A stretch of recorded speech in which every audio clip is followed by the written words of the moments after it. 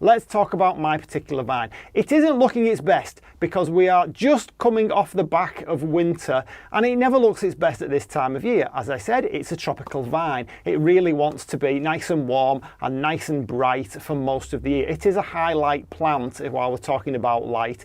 So I've found that for 95% of the year, it is smothered in glorious red velvety blooms, but when it comes round to like late winter, that's when it starts to drop the leaves. Lots of them turn yellow and fall off, and that is a perfectly natural thing to happen when it's in a situation like this. So whether yours will do that or not, I don't know. I don't know what your light levels are. I found that I can offset that somewhat by adding extra grow light. Of course, here in the middle of winter we have very short days, and then as the time goes on, those days begin to lengthen and they actually become longer than you would get in the tropics. But for now anyway, we're kind of in that time where it's getting a good 7 or 8 hours of natural light. But because I'm in a greenhouse, because I've got all this bubble wrap on, I've got trees shading the light for most of the day, I've got heavy cloud cover, which we usually have in the UK, so that means that it really isn't getting what it needs. If it's in the tropics, it's going to get much more intense, much more bright light,